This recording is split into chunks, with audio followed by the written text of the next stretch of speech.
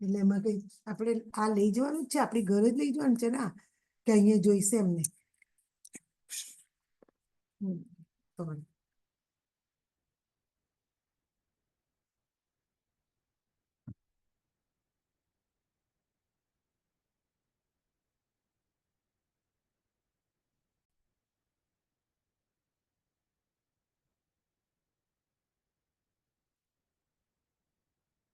શાશ્વતી હોળીની આરાધનાનો 5મો દિવસ સાધુ પદ. સાધુ પદની આરાધનાનો આ દિવસ છે. સામાન્ય રીતે તો રોજે રોજ આપણે 9 પદની આરાધના કરવાની હોય છે, પણ હોળીના દિવસોમાં વિશેષ રૂપે એક પદની આરાધના આપણે કરતા કરતા આપણા ચિત્તને એકાગ્ર કરતા કરતા કર્મોની નિર્જરા કરીને આત્માનો ઉત્કર્ષ કરવાનો હોય છે. આજે સાધુ પદનું મહાત્મ્ય શું છે એના વિશે આપણે આજે ચિંતન કરીશું. શ્રી શ્રી વાલ કહા રત્નશેખર સુરેશ્વરજી મહારાજ સાહેબ, જેમણે પ્રાકૃત ભાષામાં આ ગ્રંથની રચના કરી છે. 9 પદની મહિમા વર્ણવતી કથા એટલે શ્રી શ્રીપાળ રાજાની કથા.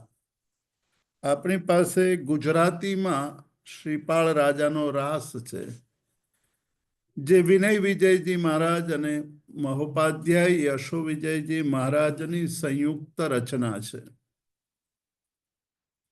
આજે આપણે સાધુ પદની વંદનાની વાત કરી રહ્યા છીએ. તે વંદનાની વાત આપણે શ્રીવાલ, શ્રી એટલે શ્રી અને શ્રીવાલ એટલે શ્રીપાલ, કહા એટલે કથા, એમાં જે સાધુ પદ વિશેની વાત કરી છે તેનાથી આપણે પ્રારંભ કરીશું.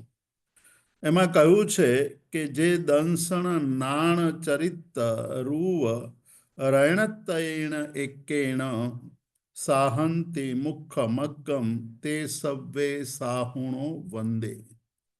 સાધુ ભગવંતોને હું નમસ્કાર કરું છું. કેટલા સાધુ ભગવંતોને? તો કે સવ્વે સાહુણો વંદે. સર્વ સાધુ ભગવંતોને હું નમસ્કાર કરું છું.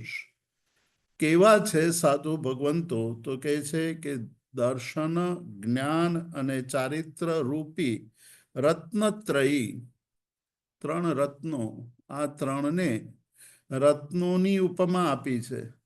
જેવી રીતે રત્ન એ મૂલ્યવાન હોય છે, રત્ન એ નિર્મળ હોય છે, રત્ન એ સમય આવે સૌથી વધુ મદદરૂપ નીવડે છે, એવી જ રીતે આત્માના કલ્યાણ માટે, આત્માને મોક્ષ માર્ગ તરફ આગળ વધવા માટે રસ્તામાં આવતા બીજા અનેક અવરોધો, જેની ચર્ચા આપણે સવારે કરી હતી કે આપણી સાધના જ્યારે આપણે આરંભીએ છીએ ત્યારે ઘણા બધા ઉપસર્ગો અને પરિસહો આવતા હોય છે.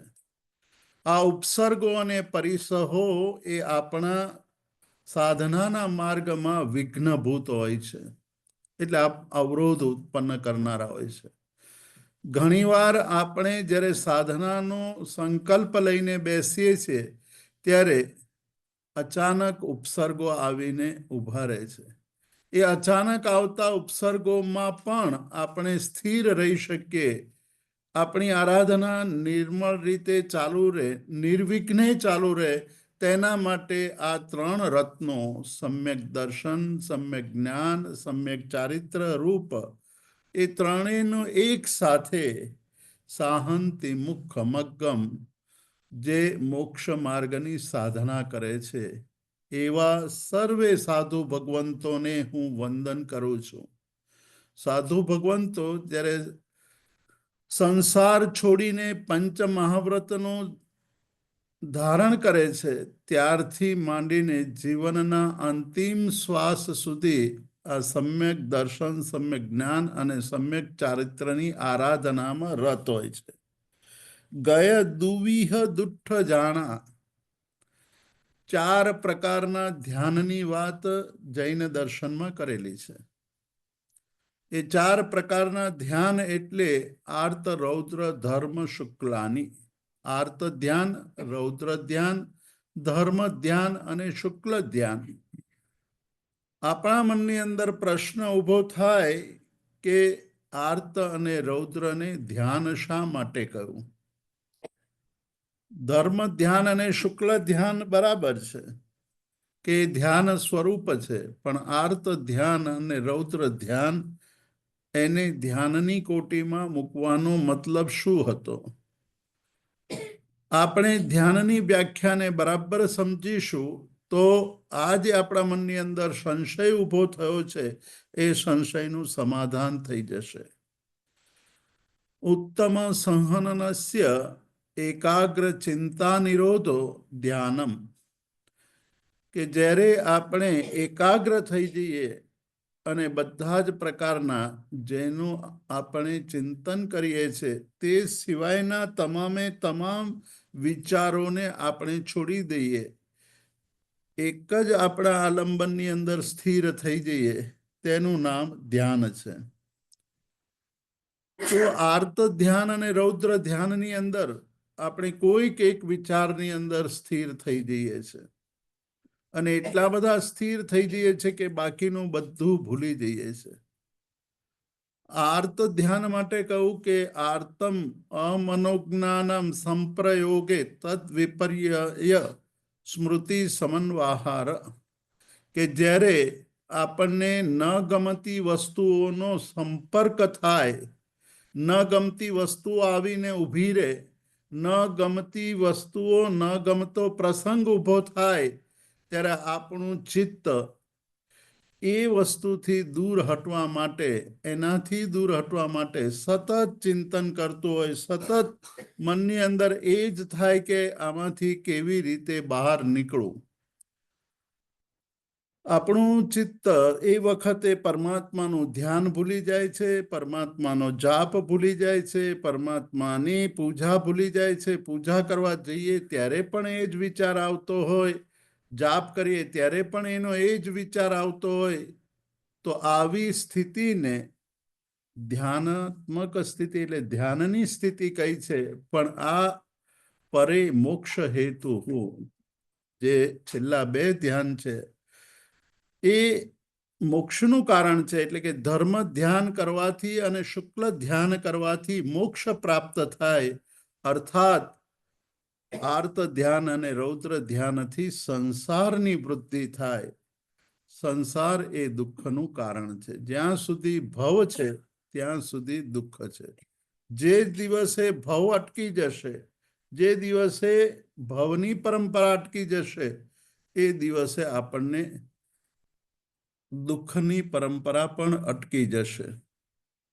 જેવો ભવ પ્રાપ્ત કર્યો એવું જ દુઃખને આપણે આમંત્રણ આપી દઈએ છીએ. એટલે સૌથી પહેલી વાત કરી કે આપણા મનની દશા કેવી હોવી જોઈએ. સાધુ ભગવંતો સાધના કરે છે ત્યારે એમના મનની દશા કેવી હોય છે? ભવે ખેદ, ભવને વિશે જરાય રાગ નથી હોતો. સંસારમાં હોવા છતાંય સંસાર પ્રત્યે જરાય પણ રાગ ન હોવો, તેનું નામ છે ભવે ખેદ. ચિત્ત આપણું જ્યારે સાંસારિક પ્રવૃત્તિઓથી પર થવા માંડે અને આધ્યાત્મિક પ્રવૃત્તિઓમાં લાગવા માંડે, એટલે અભિલાષ હવે અંદરથી ભાવના શેની પ્રગટવી જોઈએ? તો કહે છે માત્ર મોક્ષનો જ અભિલાષ પ્રગટ થવો જોઈએ. તો આવું જે દુષ્ટ ધ્યાન એટલે આર્ત અને રૌદ્ર ધ્યાનને છોડીને જે જાય, જે સાધક ધર્મ ધ્યાન અને શુક્લ ધ્યાનનું જ ધ્યાન કરે છે, એટલે કે જેને હવે માત્ર ધર્મ ધ્યાન અને શુક્લ ધ્યાન એ જ એમના ચિત્તની અંદર રમતું હોય. ધર્મ ધ્યાન વિશે આપણે જાણીએ છીએ તે પ્રમાણે ધર્મ ધ્યાન એટલે આજ્ઞા અપાય વિપાક સંસ્થાન વિચયાય ધર્મમ, કે આજ્ઞાનું, પરમાત્માની આજ્ઞાનું ચિંતન કરવું. પરમાત્માએ શું કહ્યું છે, પરમાત્માની આજ્ઞા શું છે, તેનું નિરંતર ચિંતન કરવું. એટલે આચારાંગ સૂત્રની અંદર કહ્યું કે ધર્મ એટલે શું. ધર્મની ઘણી બધી વ્યાખ્યાઓ ઉપર લખેલી છે. એમાંની એક વ્યાખ્યા છે કે આણા એ ધમ્મો, આજ્ઞા એ ધર્મ છે. આજ્ઞા કોની? તો કે પરમાત્માની. વિતરાગ પરમાત્મા એ જે આજ્ઞા કહી આપી છે તે આજ્ઞાનું મનની અંદર ચિંતન કરવું, અને એ આજ્ઞા પ્રમાણે આપણે જીવન જીવીએ છીએ કે નહીં એનો વિચાર કરવો. આજ્ઞાથી વિપરીત આપણું આચરણ થતું હોય તો એ સમયે આપણે આજ્ઞામય જીવન જીવાય તે માટેનો પ્રયત્ન કરવો જોઈએ. એટલે પરમાત્માની આજ્ઞાને લક્ષ્યમાં રાખીને જીવન જીવવું, એનું ચિંતન કરવું, સૂક્ષ્મ ચિંતન કરવું, એ ધર્મ ધ્યાન કહેવાય. બીજું ધર્મ ધ્યાન છે અપાય, એટલે દોષોનો વિચાર કરવો કે દોષોનું પરિણામ કેવું આવે. જ્યારે જ્યારે દોષો આપણે સેવીએ છીએ, આપણાથી દોષોનું સેવન થાય ત્યારે આપણને દોષ ગમતો હોય છે. દોષનું સેવન એમનેમ થઈ જતું નથી હોતું. એના બે મુખ્ય કારણો, દોષોનું સેવન થવાના બે મુખ્ય કારણો જેની આપણે ચર્ચા કરી ચૂક્યા છીએ કે મોહ અને અજ્ઞાન. મોહ હોય, આ મોહના કારણે દોષો આપણાથી સેવાતા હોય છે. અજ્ઞાનના કારણે આપણે દોષોનું સેવન કરતા હોઈએ છીએ. પણ એ દોષોનું પરિણામ શું આવે, શું પરિણામ આવી શકે? આપણે બધા શાસ્ત્રના બહુ ઊંડા અભ્યાસમાં ન જઈએ તો પણ એટલું તો આપણે વિચારી શકીએ કે શ્રમણ ભગવાન મહાવીરનો આત્મા જ્યારે ત્રિપુષ્ટ વાસુદેવના ભવમાં હતો ત્યારે શૈયા પાલક, એટલે એનો જે શૈયા એટલે સૂતી વખતે જે એનું ધ્યાન રાખે એ જે સેવક હતો, એ સેવકના કાનમાં શીશુ રેડ્યું હતું. આ કર્મ બાંધ્યું હતું. એ કર્મ, એ વિપાક જ્યારે આવ્યો, અપાય કર્યો હતો, દોષ કર્યો હતો, એ દોષ છૂટતો નથી ક્યારેય ભોગવ્યા વિના. તમારે ભોગવવો પડે છે. એટલે જ્યારે કર્મ બંધ થાય છે ત્યારે તો આપણને આપણી સત્તાનો ઉપયોગ કર્યાનો અહંકાર હોય છે. આપણને એમ થાય છે કે મારે જે કરવું જોઈએ એ જ કર્યું છે. બધા એને સમજાવતા હોય કે આ ખોટું થઈ રહ્યું છે, પણ કહે છે કે ના, હું તો આમ જ કરીશ. એ અપાયનું ચિંતન એટલે દોષનું ચિંતન કરવાનું છે કે દોષનું સેવન કરવાથી જે પાપ બંધ થાય છે એનું પરિણામ એ હંમેશા ભોગવવું પડે છે. એટલે દોષ કોને કહેવાય, નિર્દોષતા કોને કહેવાય, ગુણ કોને કહેવાય, એનો વિભાગ કરવાનું ચિંતન કરવું એ અપાયનું ચિંતન છે. અપાય પછી આવે છે વિપાકનું ચિંતન, એટલે પરિણામ એનું શું આવશે, વિપાક કેવા કેવા ફળો ભોગવવા પડશે, શું શું કરવાથી આવું થાય. કોઈ બી કર્મ, કોઈ પણ વસ્તુ ગમે ત્યારે બને છે ત્યારે એનું પરિણામ ભોગવીએ છીએ ત્યારે એના મૂળમાં કર્મ બંધ હોય છે. કોઈ અચાનક,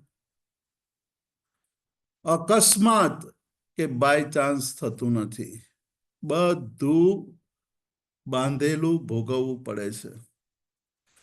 આજે આપણે જે કર્મ કરીએ છીએ એ કર્મ ભોગવવું પડશે, અને એ જ્યારે ભોગવવાનો વખત આવે ત્યારે સામેનું જે પાત્ર છે એને પણ એવું કર્મ કર્યું હોય, એટલે એ બંનેનો સંયોગ થાય. કોઈ માણસ કોઈ કર્મ કરે અને એ કર્મ બીજા ભવની અંદર એને ભોગવવાનું આવે ત્યારે સામેના પાત્રએ પણ એવા પ્રકારના કર્મો કર્યા હોય, એટલે એ બંનેનો સંયોગ થાય, એ બંને અરસપરસ ભેગા થાય, એ કર્મ ભોગવવું પડે. કર્મનો ક્ષય કરીએ અને આપણે નિર્જરા કરી દઈએ તો વાત જુદી છે. જ્યારે નિર્જરા થાય છે ત્યારે એ કર્મ ફળ આપવામાં શૂન્ય બની જાય છે. એટલે ઘણી બધી વાર આપણે કહીએ છીએ કે સૂળીનો ઘા સોયથી ગયો. બહુ મોટો પ્રોબ્લેમ આવવાનો હોય અને એક નાનકડી વાતથી એ પ્રશ્ન ટળી જાય. એ એમને ટળતો નથી. આજે આપણે જોઈશું કે સાધુ ભગવંતો સતત આ ધર્મ ધ્યાન અને શુક્લ ધ્યાનની અંદર લીન હોય છે. ધર્મ ધ્યાન એટલે આજ્ઞા અપાય વિપાક સંસ્થાન. સંસ્થાન એટલે આ જગતના સ્વરૂપનું ચિંતન. તમે એક મહારાજનું નામ સાંભળ્યું હશે, સુબોધ સાગર મહારાજ સાહેબ. આચાર્ય સુબોધ સાગર મહારાજ સાહેબ બુદ્ધિ સાગર સુરેશ્વરજીની પરંપરામાં થયેલા વિજાપુર તીર્થની સ્થાપના એમણે કરેલી. વિજાપુર એટલે બુદ્ધિસાગર સુરેશ્વરજી મહારાજ સાહેબનું જન્મ સ્થળ. એમની પરંપરામાં થયેલા સુબોધ સાગર મહારાજ સાહેબ ઘણા બધા સાધક, ઊંચા સાધક, ઘણી સાધના કરી હતી. એમણે જે સાધના કરી હતી, જ્ઞાન હતું, એના કારણે એમનું નામ પણ ઘણું બધું સમાજમાં પ્રસિદ્ધિ પામેલું હતું. પાલીતાણામાં ચોમાસું હતા ત્યારે સંયોગ એવો થયો કે જંબુ વિજયજી મહારાજ સાહેબ પણ પાલીતાણામાં ચાતુર્માસ હતા. જંબુ વિજયજી મહારાજ સાહેબ એટલે જેમને 18 ભાષાઓ આવડતી હતી. આવડતી હતી એટલે ખાલી જાણતા હતા એવું નહીં, એ 18 ભાષાઓમાં વાતચીત કરી શકતા હતા. એટલા બધા જ્ઞાની, આગમોના સંશોધક. એટલે આગમો જે અત્યારે આપણને મળે છે એને શુદ્ધ કરવાનું, એને નિર્ભૂલ એટલે ભૂલ વગરનું, એટલે એરરલેસ એવું સંપાદન આપણને એમણે આપ્યું. એવા જંબુ વિજયજી મહારાજ પણ આ સુબોધ સાગર મહારાજની ભગવતી સૂત્રની વાચનાઓમાં જતા હતા. ત્યારે એકવાર સુબોધ સાગર મહારાજે કહ્યું હતું કે જંબુ વિજય, તમે કેમ અહીંયા આવો છો? તમે તો જ્ઞાની છો, તમારે મારા વ્યાખ્યાન સાંભળવાની ક્યાં જરૂર છે? મારી વાચનામાં આવવાની જરૂર ક્યાં છે? ત્યારે જંબુ વિજયજીએ કહ્યું હતું કે તમે જે રીતે ભગવતી સૂત્રની વ્યાખ્યા કરો છો તેવી વ્યાખ્યા હું પણ કરી શકતો નથી. આ જ્ઞાનની પીપાસા હોય, અંદરથી જ્ઞાનનો રસ હોય તો કોણ મોટું ને કોણ નાનું એ આચાર્ય છે. અને સુબોધ સાગર મહારાજ આચાર્ય છે ને જંબુ વિજયજી સામાન્ય સાધુ પણ ગયા હતા, જતા હતા. ચોમાસા દરમિયાન ગયા. એ સુબોધ સાગર મહારાજ, એમના મનની અંદર એક ભાવ હતો કે શ્રાવકોનું કલ્યાણ થાય, શ્રાવકો ક્યાંય દુઃખી ન રહે. એ શ્રાવકોના દુઃખને ક્યારેય જોઈ શકતા નહોતા. પાલનપુરમાં વિચરણ કરી રહ્યા હતા. પાલનપુરના શ્રાવકોની હાલત જોઈ એમને અંદરથી કરુણા ઉત્પન્ન થઈ. એમણે શ્રાવકોને કહ્યું કે જો હું જે દિવસે કહું તે દિવસે તમે આ નગર છોડીને આ દિશામાં ચાલ્યા જજો. એમણે મુહૂર્ત કાઢ્યું. એ મુહૂર્ત કાઢીને એમને કહ્યું કે તમે અત્યારે બોમ્બે જતા રહો બધા જ. ઘણા બધા લોકો આ સુબોધ સાગર મહારાજની આજ્ઞા પ્રમાણે પાલનપુર છોડીને મુંબઈ ગયા. એમણે ત્યાં જઈને હીરાનો ઉદ્યોગ શરૂ કર્યો અને આખા જગતમાં આ પાલનપુરના શ્રાવકો એવા ગણાયા, ડાયમંડના વેપારી, શ્રેષ્ઠ ડાયમંડના વેપારીઓ તરીકે પંકાયા. તો સાધુ ભગવંતોના વચનમાં કેટલી બધી જબરજસ્ત તાકાત હોય છે, શ્રાવકો માટે કેવી કરુણા હોય છે, અને એ કરુણાનો આ પરિણામ નવસારીમાં ચોમાસું હતા, દિવાળીના દિવસો આવવાના હતા, કરુણાનો ભાવ છે, લોકો એમને પાસે આશીર્વાદ લેવા આવે, વાસક્ષેપ નાખે, અને એવી એક માન્યતા હતી કે સુબોધ સાગર મહારાજ જો વાસક્ષેપ નાખે અને ધબ્બો મારે તો આપણું કલ્યાણ થઈ જાય. એટલે લોકો એમનો વાસક્ષેપ લેવા આવે. આ વાસક્ષેપ અભિમંત્રિત કરવાની વિધિ દિવાળી સમયે કરવાની હોય. એ દિવાળી સમયે એ વાસક્ષેપને અભિમંત્રિત કરી રહ્યા હતા.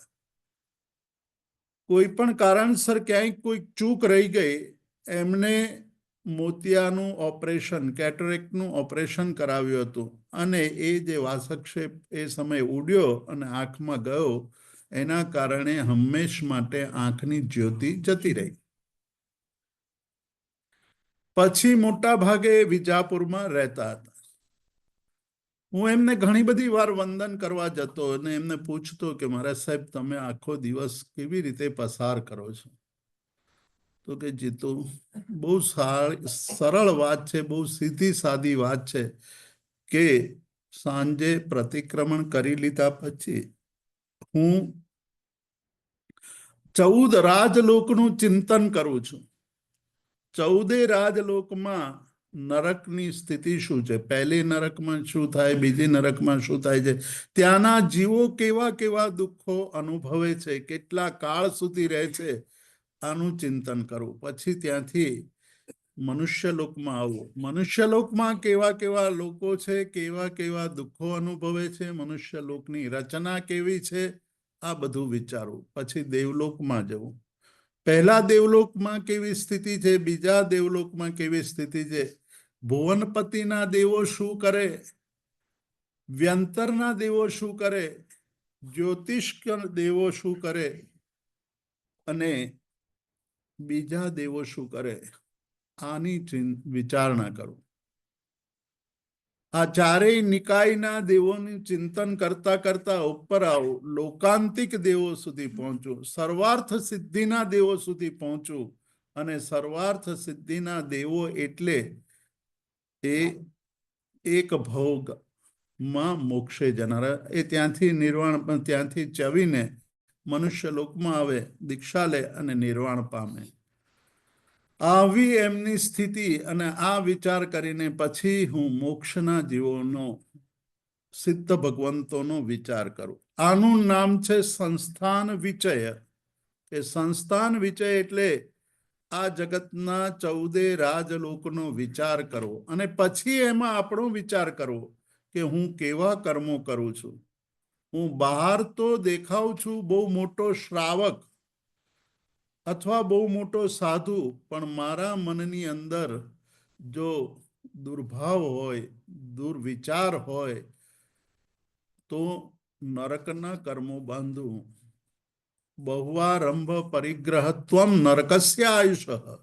બહુ આરંભ સમારંભના વિચારો હોય, બહુ પરિગ્રહના વિચારો હોય, તો માણસ નરકના ભવનું આયુષ્ય બાંધે.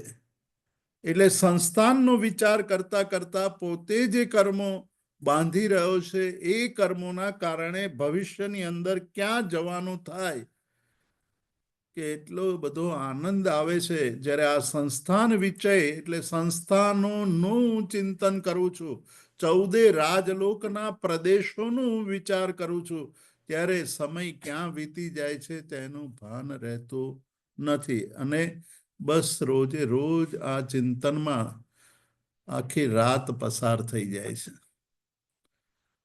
તો આ ધ્યાન છે કે જ્યારે આપણે શાસ્ત્ર ભણીએ અને શાસ્ત્રના તત્વોનું ચિંતન કરીએ, શાસ્ત્રોમાં કહેલા તત્વોનું ચિંતન કરીએ, તો આપણા જીવનની અંદર પણ આપણને આનંદ આવે.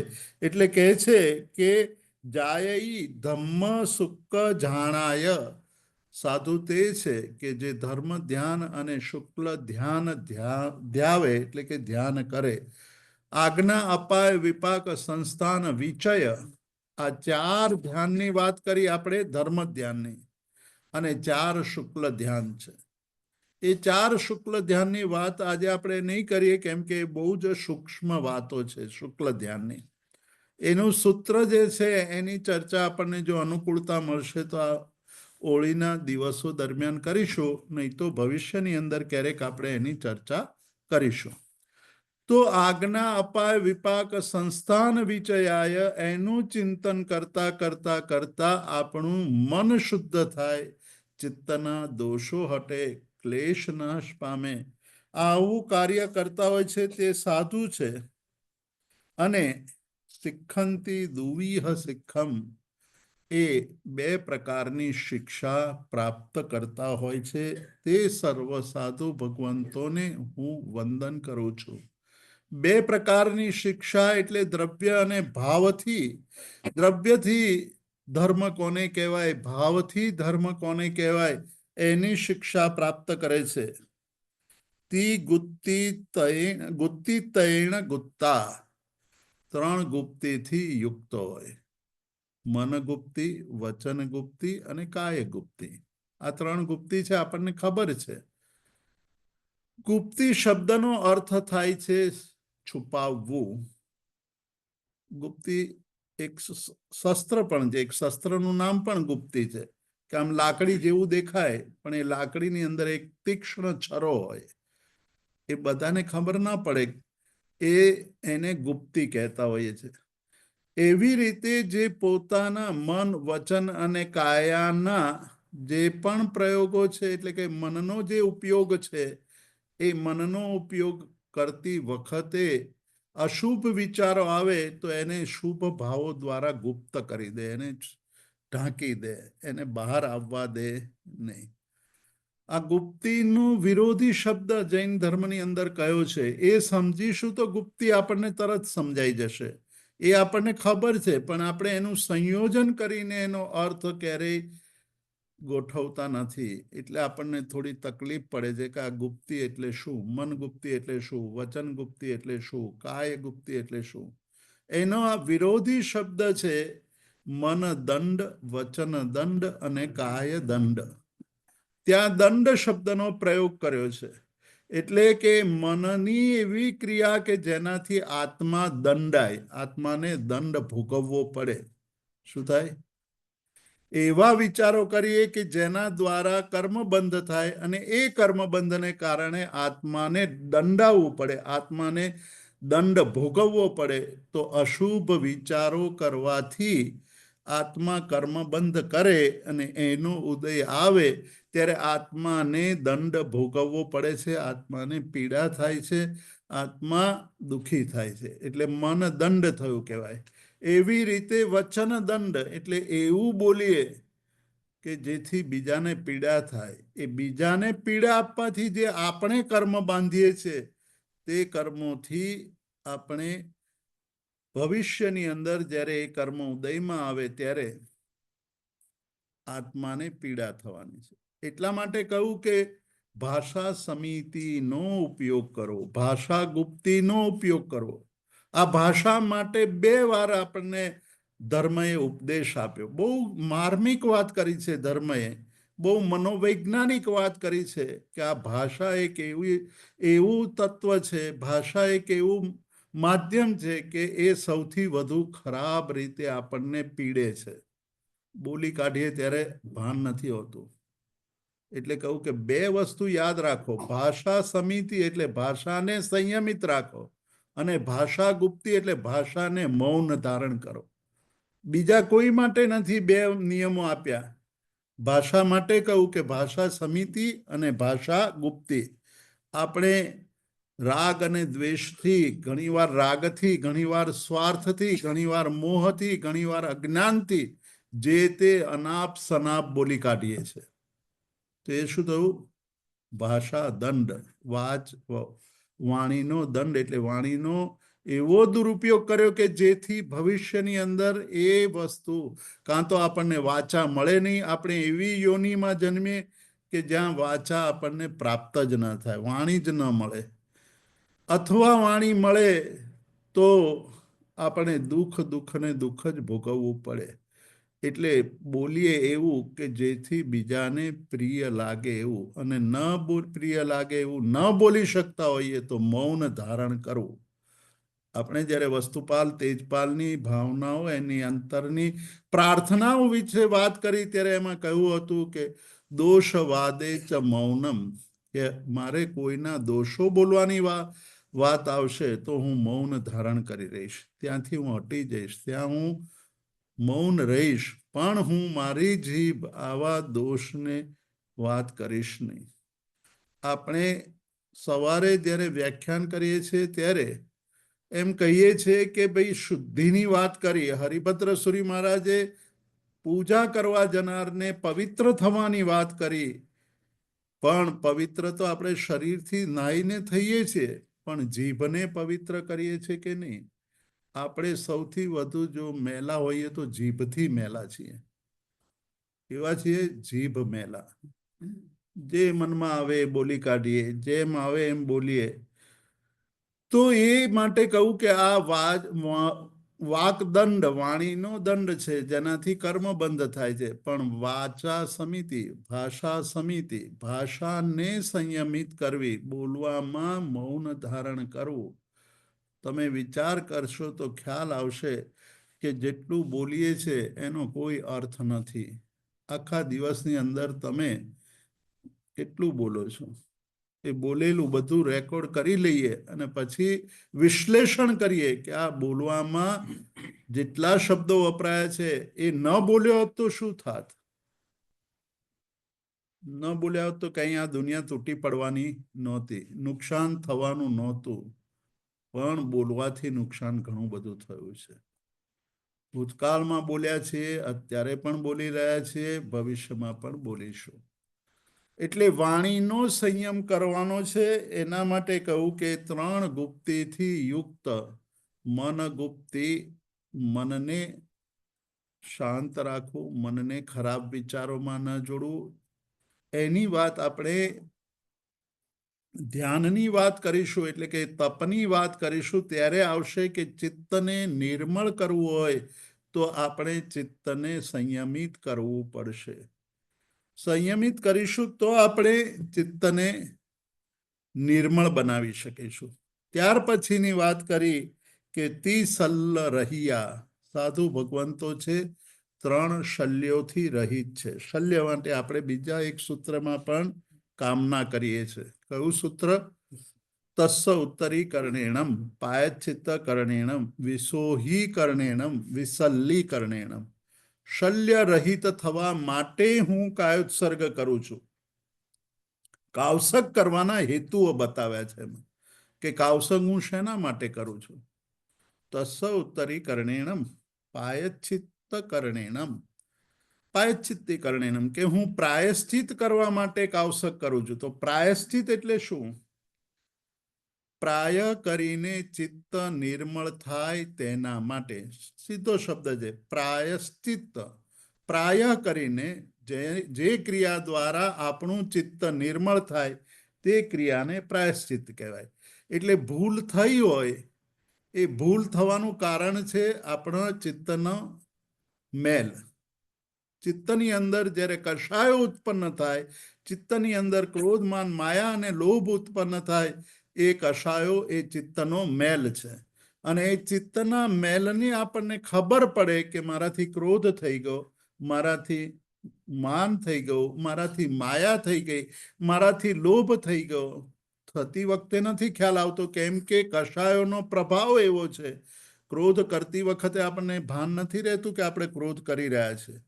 પણ પછી રાત્રે સૂતી વખતે જ્યારે આપણે ચિંતન કરીએ કે મેં આજનો દિવસ કેવી રીતે પસાર કર્યો, ત્યારે આપણને ખ્યાલ આવે છે કે આજે મારાથી ક્રોધ થઈ ગયો, આજે મારાથી માન થઈ ગયું, આજે મારાથી માયા થઈ ગઈ, આજે મારાથી લોભ થઈ ગયો.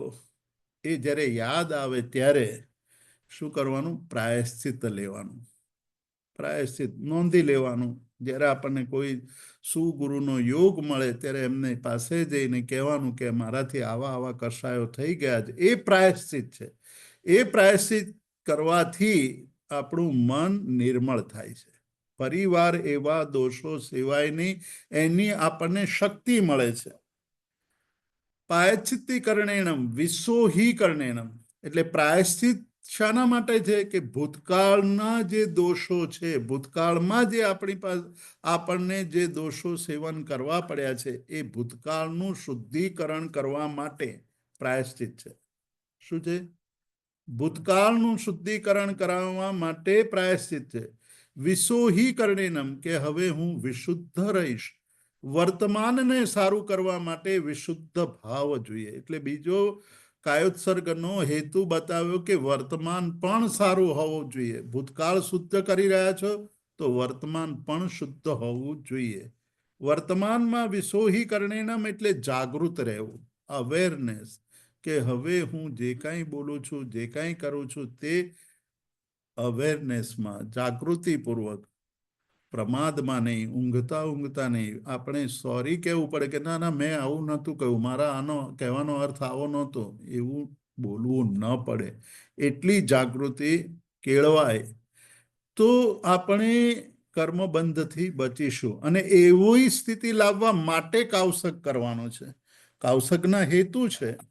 તસ્સૌતરી સૂત્રની અંદર કાવસકના હેતુઓ બતાવ્યા કે શાના માટે કાવસક કરીએ છીએ. વિશોહીકરણેનમ, વિસલ્લીકરણેનમ, અને ભવિષ્ય આપણું નિર્મળ રહે, ભવિષ્યમાં આપણે દોષોનું સેવન ન કરીએ એટલા માટે વિશલ્ય, શલ્ય રહિત થવાનું છે. શલ્ય એટલે કાંટો. આપણે રસ્તે જતા હોઈએ અને પગમાં કાંટો વાગે, કાંટો તો નાનકડો છે, 1 ઇંચનો પણ નથી હોતો, અડધા ઇંચનો હોય છે. એ કાંટો પગમાં ઘૂસી ગયો હોય તો એક ડગલું પણ આપણે ભરી શકતા નથી. આધ્યાત્મિક પુરુષો અને ગણધર ભગવંતો અને તીર્થંકર પરમાત્માઓ કહે છે કે તમે મોક્ષની યાત્રા કરી રહ્યા, થોડા જાગો છો એટલે મોક્ષની યાત્રા શરૂ થાય છે. આ મોક્ષની યાત્રામાં કાંટાઓ છે કેટલાક, એ કાંટાઓ જો વાગ્યા હશે તો તમારી મોક્ષની યાત્રા અટકી જશે, તમે એક ડગલું પણ આગળ વધી નહીં શકો. તો એ કાંટાઓને તમારે દૂર કરવાના છે. એ 3 શલ્ય છે. માયા શલ્ય, માયા ન કરવી. મિથ્યાત્વ શલ્ય, મિથ્યાત્વથી બચવું. અને નિદાન, ધર્મ ક્રિયા શુદ્ધ ભાવથી કરવી. ધર્મ ક્રિયાની અંદર અપેક્ષા ન રાખવી કે હું આ કરીશ તો મને આ મળશે, હું આ કરીશ તો. વિશુદ્ધ ભાવથી ધર્મ કરવાનો છે ને આવો વિશુદ્ધ ભાવ કાવસગ કરવાથી આવે છે. એટલે ત્રીજો હેતુ બતાવ્યો કે ભવિષ્ય જો તમારે નિર્મળ બનાવવું હોય, ભવિષ્યને તમારે સિક્યોર કરવું હોય, કે જે ક્રિયાઓ કરવાથી કર્મ બંધ ન થાય એવું કરવું હોય તો શલ્ય રહિત બનવું જોઈએ. માયા છોડી દેવી જોઈએ, મિથ્યાત્વ છોડી દેવું જોઈએ, નિદાન એટલે અપેક્ષાથી ધર્મ કરવાનો ભાવ છોડી દેવો જોઈએ. અને છેલ્લે કીધું કે પાવાણમ કમ્માણમ નિઘાયણ ઠાએ ઠામી કાવસગમ. પાવાણમ કમ્માણમ, મેં જેટલા પણ પાપ કર્મો, અશુભ ક્રિયાઓ ભૂતકાળમાં, વર્તમાન કાળમાં, ભવિષ્યમાં ભૂતકાળમાં થઈ ગઈ છે, વર્તમાનમાં કરી રહ્યો છું, ભવિષ્યમાં થનારી છે, તે તમામે તમામ ક્રિયાઓ દ્વારા જે પાપ કર્મ બંધાયું છે, બંધાઈ રહ્યું છે, બંધાશે, તેના હું નાશ કરવા માટે, નિઘાયણ અઠ્ઠાએ, સંપૂર્ણ નિર્મૂળ કરી નાખવા માટે. શાસ્ત્રની અંદર એક વાત કરી છે કે બીજ જ્યાં સુધી સાબુત હોય છે ત્યાંથી એ બીજમાંથી વૃક્ષ થઈ શકવાની સંભાવના પડી હોય છે. એક વટનું વૃક્ષ, એક વટનું બીજ હોય, વડનું બીજ હોય તો એમાંથી લાખો વટના બીજ, વડના બીજો એમાંથી ઉગી નીકળે. એવી રીતે કષાયનું એકાદ બીજ આપણે સંગ્રહી રાખ્યું હશે તો એનાથી કેટલા બધા કષાયો ઉત્પન્ન થશે. જેની વાત હું કરવાનો છું તમને, એ ચંદ્રકાંતભાઈના જીવનની વાત છે, ખાસ સમજવા જેવી છે. એ અત્યારે હયાત નથી, થોડા વર્ષો પહેલા ગુજરી ગયા. ઓર્લાન્ડોમાં રહેતા હતા. યુવાન અવસ્થાની, આમ જન્મ્યા હતા એ આફ્રિકન કન્ટ્રીઝમાં, કોઈ યમન કે દેશમાં જન્મ.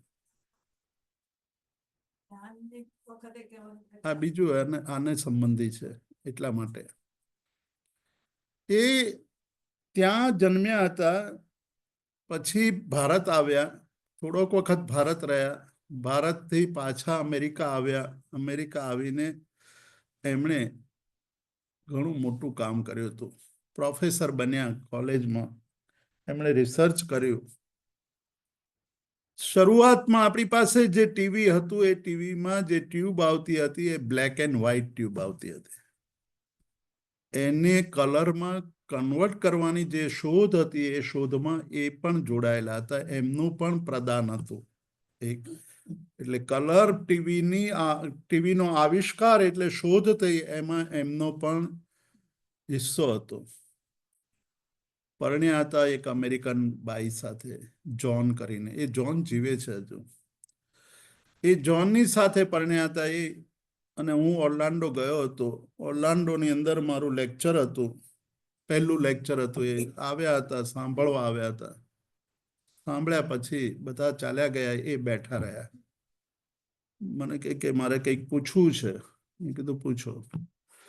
એમણે કીધું કે મારે મનની અંદર એ છે કે આજે તમે જે ક્ષમાના ભાવની વાત કરી છે, જે શલ્ય છોડી દેવાની વાત કરી છે, મને બરાબર એ ઊંડી ઉતરી ગઈ છે. મારે પણ મારા ભત્રીજાઓ સાથે બહુ જ વિવાદ ચાલી રહ્યો છે. મેં એમની સાથે વર્ષોથી બોલવાનું બંધ કરી દીધું છે. એ લોકોને વધુ પૈસા જોઈએ છે. એ વધુ પૈસા આપી દીધા પછી પણ એ લોકોની અપેક્ષા વધુ ને વધુ છે.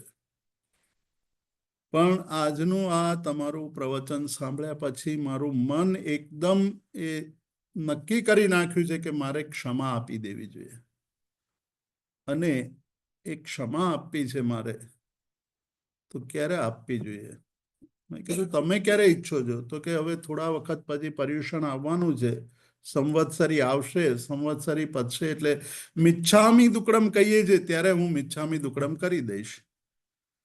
મેં કીધું એટલી વાર શું કામ કરો છો તમે? એટલી વાર કરવાની જરૂર શું છે? તો કે શું કરું? તો કે મેં કીધું તમે ઘરે જઈને આજે જ મિચ્છામી દુક્કડમ કહી દો અને હૃદયથી કહેજો, ખાલી કહેવા ખાતર ન કહેતા. એમણે ઘરે જઈને ફોન કર્યો. એના ભત્રીજાઓ કલકત્તામાં રહેતા હતા, એને બધાને વાત કરી. એ લોકોની પણ ભ્રાંતિ તૂટી ગઈ. આમના પણ જે અંદર વચ્ચેનો જે અંતર પડ્યું હતું એ અંતર પણ દૂર થઈ ગયું. બીજા દિવસે આવ્યા પ્રવચનમાં, એને કીધું કે સાહેબ, ગઈકાલે પહેલી વાર હું શાંતિથી સૂતો છું. બધો ભાર ઉતરી ગયો. આ છે આપણા ધર્મની મહત્તા કે અંદર આપણે જ કશાયો લઈને ફરીએ છીએ. આપણે જ ભારનો પર્વત એટલે કે ભારનો મેરુ પર્વત લઈને ફરીએ છીએ અને દોષ બીજાને આપીએ છીએ કે તમે આ બધું મને હેરાન કરો છો, તમારા કારણે આ થયું, તમે આવું કરો છો. એટલે આપણે હળવા થતા શીખ્યા જ નથી. આપણે મનને શાંત કરતા શીખ્યા નથી. આપણે મનને શલ્ય રહિત બનાવતા શીખ્યા નથી. પાવાણમ કમ્માણમ નિકાયણ ઠાએ. સમગ્ર પાપોને, સમગ્ર અકરણીય ક્રિયાઓ છે, એ અકરણીય ક્રિયાઓને દૂર કરવાનું આપણે શીખ્યા નથી. એ જો કરીએ તો આનંદ આનંદ છે. એટલે આ મુનિ ભગવંતો ત્રણેય ગુપ્તિથી યુક્ત, ત્રણ શલ્યોથી રહિત, ત્રણ ગારવ, ગૌરવ, ત્રણ વસ્તુનો આપણને ગારવ છે, અહંકાર છે. ગારવ એટલે અહંકાર છે. આપણને અંદર એનો અહંકાર છે. રસ ગારવ, સારું ખાવા મળે તો આપણે પાછા બીજાને કહીએ કે ભાઈ જુઓ, મને તો આજે આવું ખાધું છે, બહુ મજા આવી ગઈ, આ જગ્યાએ તમે જશો તો તમને આવું ખાવા મળશે. કોઈ સામેવાળો કહે કે ભાઈ એ તો બહુ એક્સપેન્સિવ છે, તો કે અમે તો ગયા હતા, બસ. આ શું આપણે કે આવું ગમે તેટલું હોય, પૈસા શેના માટે છે? એમ કરીને ગારવ કરે. પોતાના રસ, પોતે જે રસ અનુભવે છે એ રસનો અહંકાર કરે. રસ ગારવ, વૃદ્ધિ ગારવ. પૈસા મળ્યા હોય એ પૈસા પણ પૂર્વના પુણ્યને આધારે મળ્યા છે. પુરુષાર્થ અને મહેનત તો આપણા કરતા ઘણી બધી વધુ બીજા લોકો પણ કરતા હોય છે, પણ એક પૈસો પામતા નથી. આપણે પુણ્યના યોગે એવા સ્થાન પર બેઠા છીએ કે મહેનત કર્યા વગર પૈસો મળે છે. જેવી રીતે શાલીભદ્રના જીવનની અંદર એક સાધુ ભગવંતને વહોરાવવાથી એના ઘરે બીજા ભવની અંદર રોજ 99 પેટીઓ ઉતરતી હતી. તો એ પુણ્યનો પ્રભાવ છે. એટલે આપણે જીવનની અંદર જો સંકલ્પ કરવો હોય તો એ સંકલ્પ કરવાનો છે કે મારા જીવનની અંદર પુણ્યની વૃદ્ધિ થાય, મારું પુણ્ય બળ વધે, એવું હું જીવન જીવું. રોજ સારા થોડા સત્કર્મો એવા કરું કે જેથી મારું પુણ્ય બળ વધે. મારું પુણ્ય બળ વધશે તો બધું એની જાતે જ ગોઠવાઈ જશે. શ્રીપાળ અને મૈણાનું પુણ્ય બળ વધતું ગયું પરમાત્માની ભક્તિથી, સાધનાથી, નવપદની આરાધનાથી, અને એ પુણ્ય બળના કારણે બધું જ સારી રીતે ગોઠવાતું ગયું. બીજાએ એમને હેરાન કરવાનો પ્રયત્ન કર્યો પણ એ એવી રીતે બચી જતા હતા કલ્પના ન કરી શકે તેવી રીતે.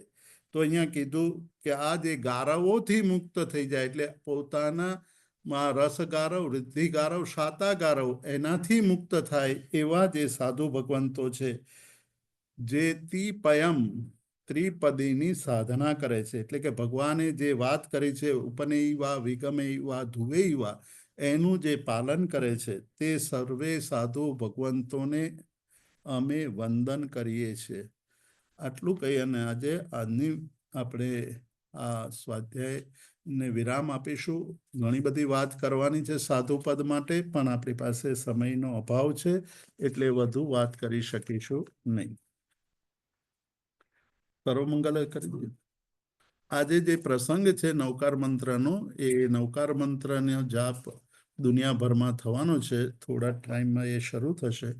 એને આપણે સાચવી શકીએ એટલા માટે આજે થોડું વહેલું આપણે સ્વાધ્યાયને વિરામ આપીએ છે. શિવમસ્તુ સર્વ જગત પરહિત નિરતા ભવન્તુ પુતગણા દોષા પ્રયાન્તુ નાશમ સર્વત્ર સુખી ભવન્તુ લોકાઃ ઉપસર્ગાક્ષયમ યાન્તિ છિદ્યન્તે વિઘ્નવલય મનઃ પ્રસન્નતામેતિ પૂજ્યમાને જિનેશ્વરે સર્વમંગલમાંગલ્યમ સર્વકલ્યાણકારણમ પ્રધાનમ સર્વધર્માણામ જૈનમ જયતિ શાસનમ. ચાન્સ મળે ને તો શુક્લ ધ્યાનના 4 પ્રકાર જરા ડિટેલમાં સમજાવશો?